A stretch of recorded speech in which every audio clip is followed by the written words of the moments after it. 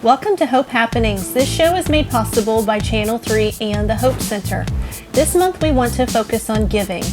Some people might think it's presumptuous to claim pregnancy centers are changing our culture, yet behind the scenes that's exactly what we are doing. Each of us can play a variety of roles, including providing financial resources to write the next chapter in the changing culture. If we each determine to play our role, the Hope Center will be able to strengthen services offered and reach more families than ever before. As we look at ways to support the ministry of the Hope Center, it's best to start with the foundational gifts of monthly support. Monthly gifts not only provide a strong financial base, they create tremendous flexibility for the Hope Center. When the board and staff know what to expect in monthly income, we can make decisions regarding new services, more effective outreach, and so much more. A monthly gift of $10, $25, or $50 may not seem exceptional when we look at the overall budget picture, but those gifts are crucial. For instance, a monthly gift of $25 multiplies into $300 over the course of a year. Did you know that $10 supplies a pregnancy test for one woman? $25 sponsors one client testing. $45 sponsors one ultrasound scan. $175 sponsors a woman to go through all of our Parenting with Hope programs, from positive pregnancy test through our parenting classes, mentoring, Earn While You Learn curriculum, and medical testing. $500 sponsors our budget for one day. Yes, it really does take $500 to sustain all the services we offer per day. To make giving easier, the Hope Center offers electronic giving. Simply go to hopecenterconnorsville.com and click on the Donation tab. That's so much easier than writing a check every 30 days. We also offer an automatic withdrawal every month from your checking or savings account. Maybe you want to give creatively. Hope has an ongoing wish list of items that never quite make it into the budget, yet the list exists because these items can take the ministry to a new level. But the list waits behind the basic month-to-month bills. Some items on Hope's wish list are stamps, diapers, toilet paper, copy paper, printer cartridges, and tall kitchen trash bags. The center will not close without these items, but it can take a step up in the right direction with these items in place. As we consider creative gifts, what about those of us who rack up sky miles or hotel points with frequent travel? You can always donate those miles or points to the center. Every year, our national conference motivates, trains, and helps us envision future goals for our staff and board members. Many times, the Hope Center cannot send more than one person to these trainings. These trainings are vital to our success. Staff return from the conferences with proven, effective methods of reaching out to the clients and saving lives. Coming up next, Steve Kiefer from Kemper CPA Group will share with us about how donations made to Hope can be a tax deduction. The Hope Center is always looking for new partners. If there is a particular area of the center that touches your heart, that's where you should donate your time, talent, and treasure. $25 sponsors an individual through our Healing Hearts Grief Support program. $45 sponsors an ultrasound scan for a mother. $90 sponsors 1 week of childcare for a single mom. $175 sponsors one woman to go through all programs from pregnancy to birth. $500 sponsors our budget for one day. Any gift given could be the catalyst that saves an unborn life. Please call the center at 825-1244 or visit our website at hopecenterconnorsville.com and click on Donate. Thank you for joining us, Steve. I want to welcome you. We have Steve Kiefer from Kemper CPA Group with us today, and he's here to talk about individual contributions to the Hope Center and how it can benefit you as an individual. And so thank you, Steve, very much for coming on today. Okay, my pleasure. If you could just explain a little bit about the importance of giving to a 501c3 and how it can help with the tax season and how it helps individuals. Okay, well, the biggest benefit would be that if the individual itemizes their deductions, and they can take a tax deduction for the donation to a 501c3 organization, which the Hope Center is, so they qualify. There's two types, we probably see more than any, donations that qualify for that deduction. You first have your cash donations, which would be a check or, something of that nature, given directly to the Hope Center, and those are eligible for deduction up to 50% of their adjusted gross income. To take that deduction, you need to make sure that you have the canceled check and then a letter or a confirmation from the Hope Center, which I know you do. Mm-hmm. We do, yes. The second type we see are appreciated type assets. That would be like giving an asset in kind, like stock or real estate, or say you have a collection like coin collection we've seen and things of that nature. They give that directly to the organization, and then the organization would sell that asset. Mm-hmm. The benefit to the person giving the appreciated asset is that they get the value of their deduction is the fair market value of the asset that they give, which is typically more than what they paid for the asset. So for example, if you gave stock worth $10,000 and your basis or what you paid for it's only $1,000, you'd get a $10,000 deduction as opposed to if you took cash of $1,000. Mm-hmm. So people like to do that and they avoid the capital gains tax, and it just gives them a larger deduction. Is there a set amount?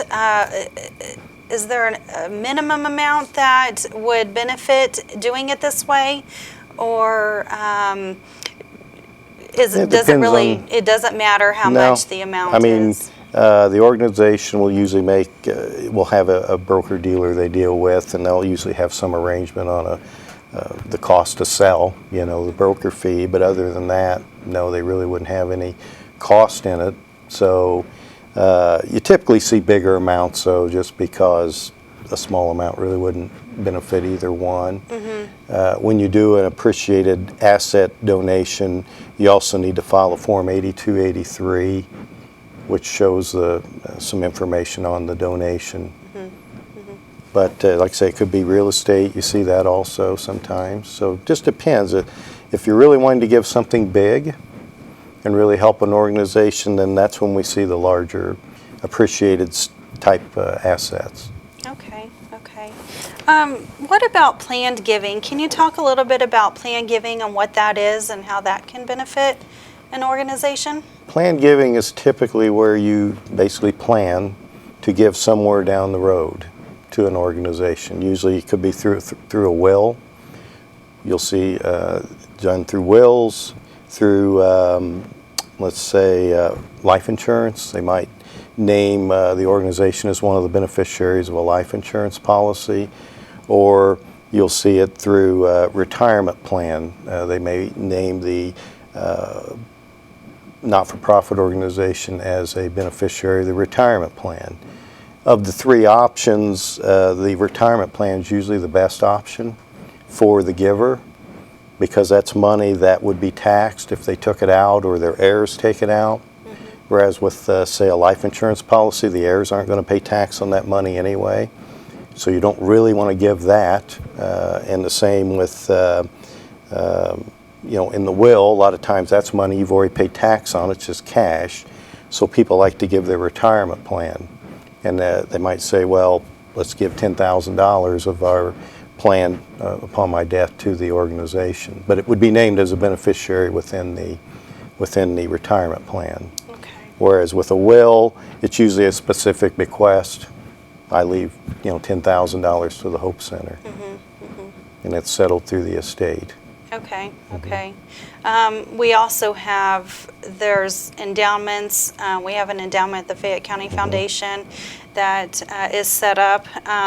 And people can also have something at the funeral home as well, set up where they can specify that they want any donations given to an organization such as the Hope Center. Is that correct? Correct. And they would get a tax deduction for that, just the same. If you give at the funeral home, you should give with a check. Sometimes you don't bring that with you, but and then as far as an endowment, most large organizations have those, and those are usually set up like at the Fayette County Foundation, and that will pay income out every year to the not-for-profit organization. So the bigger it is, the more money that the organization receives, really forever. I mean, they're basically endowed, which means they last as long as we're here, I guess. Yeah. Okay, great. Is there anything else that you would like to add to this, to let the individuals know in the community that we are a 501c3 and they can donate to us?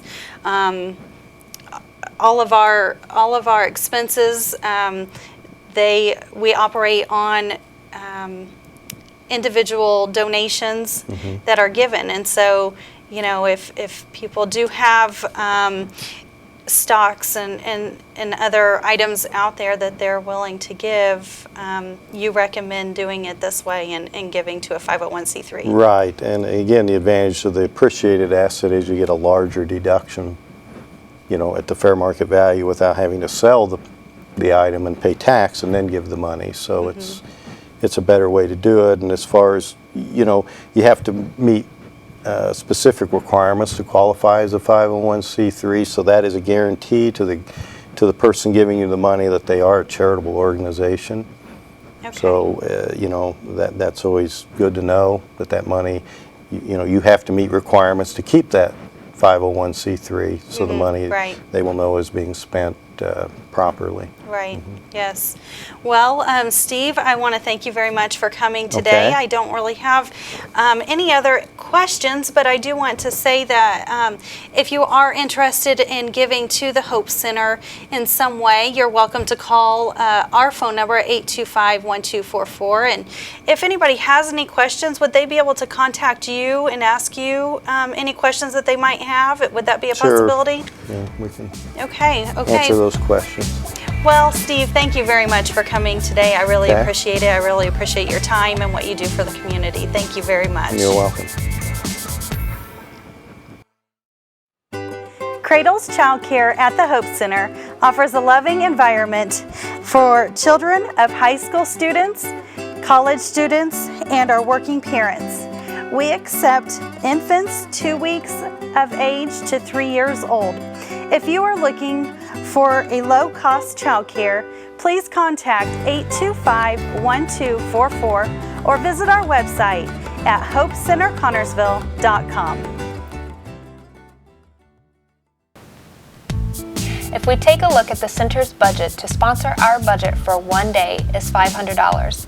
This essentially gives us all three and our board a day off from thinking about funding for the day. From the staff's perspective, every day that is covered is a day we can focus more on our families we serve. If you have additional questions about giving, please call the center at 825-1244. Coming up, we have a representative from Master Gardeners with us, and they will share about our partnership with them. The Hope Center is in need of volunteers. Some areas of need are housekeeping, volunteer nurses, advocates, and Cradles Childcare. If there's a particular area of the center that touches your heart, that's where you could donate your time, talent, and treasure. If you are interested in volunteering at the center, please call 825-1244 or visit our website at hopecenterconnersville.com and click on Get Involved.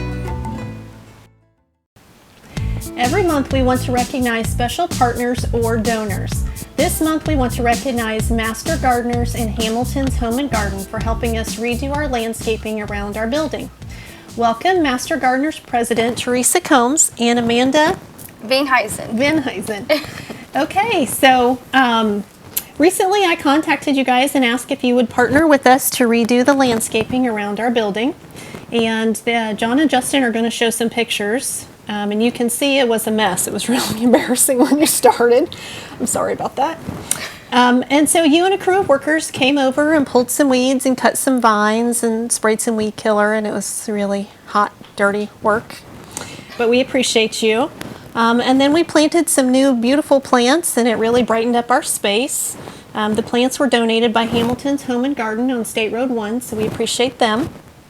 So, Amanda, can you share a little bit about Master Gardeners, how many members you have, and what is required to be a member? Sure. So the Purdue Master Gardener organization is a fantastic organization that focuses a lot on education and volunteering. To be a certified Master Gardener, you do have to go through the training, the volunteer training. It is a 13-week course, so it is a pretty big time commitment, but it's a fantastic opportunity for you as well. Right now we have about 12 to 15 active members in Fayette County, active Master Gardener members. As far as required, you do have to go through the volunteer training, like I said.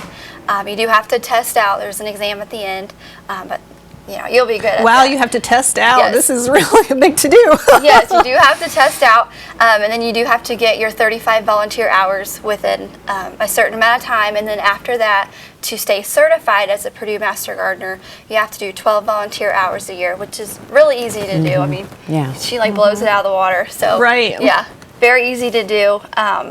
And also, if you're interested in being a Purdue Master Gardener or even joining the organization here in Fayette County, you can call me at the Extension office at 825-8502, or you can check us out on our Facebook.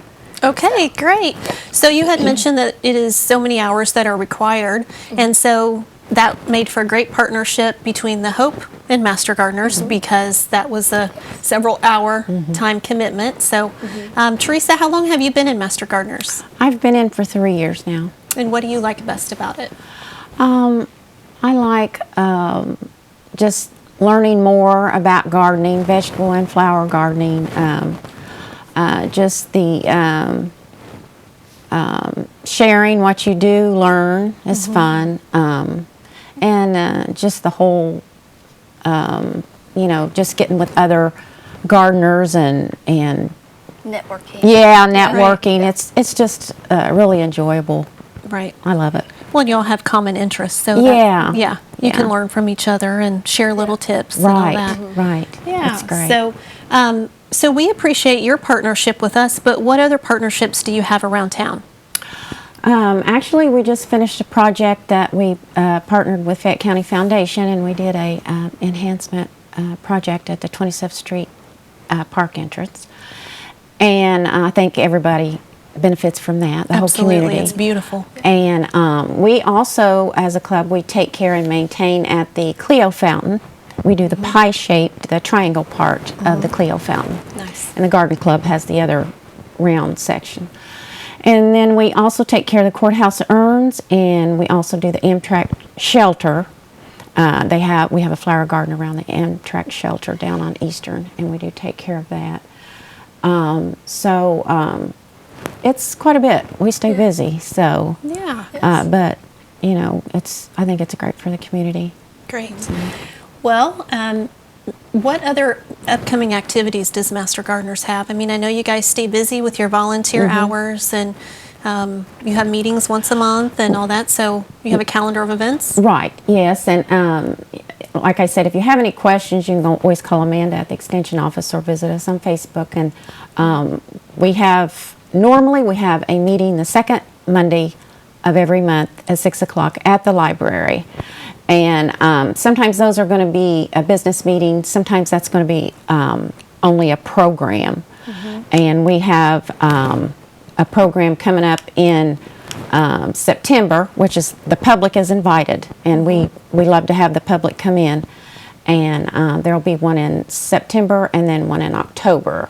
But you're always welcome. Anyone's welcome to come to our business meetings. We have one in July, and then actually in August we'll have our club picnic. So we welcome anyone, anytime. So Okay, and so they don't already have to be a member of Master Gardeners to come to these meetings. No, So there's no. no fee, there's no. No, Okay, they can just come and try out, like you Right. said, one meeting if they want to, and Right. see if that's something that they're really interested in. yeah, and actually we have people that are not in our club. You can join as, we call it, a friend, Okay. and they're not actually an active master gardener. They haven't gone through all the class and have turned in any hours or whatever, but you can still be a member as a friend. So Okay. Well, thank you, ladies, for coming in and sharing with us today. We appreciate you so much, and please tell your crew how much we appreciate them. Everybody did a fabulous job. So, we also, again, want to say thank you to Hamilton's Home and Garden for their partnership and their generous donation of flowers. Certainly brightened up our space out there. You can visit Hamilton's Home and Garden for all of your landscaping needs. The Hope Center offers a baby boutique store where our parents can shop for items for their children that they have earned with Hope Bucks through our Parenting with Hope education classes. If you are interested in participating in Parenting with Hope, please contact the Hope Center at 825-1244 or visit our website at hopecenterconnersville.com. We want to thank Buster's for hosting Dining for Dollars on June 15th. We also would like to thank Hardee's for hosting Dining for Dollars July 20th from 5 to 8 p.m. Please come out and support Hardee's and the Hope Center. We also offer tours at the Center and Cradles Childcare every Wednesday morning from 9 to 11:30 a.m. by appointment only. Please contact the Hope Center if you'd like to take a tour. Cradles Childcare is currently accepting children from 2 weeks to 3 years old. The first week of childcare is free if you enroll today. Check out our website at hopecenterconnersville.com. On the website, you will see more about the center, the services we offer, Cradles Childcare, and the upcoming events. Our newsletter is also on our website. Thank you for watching Hope Happenings, and remember, hope can change everything.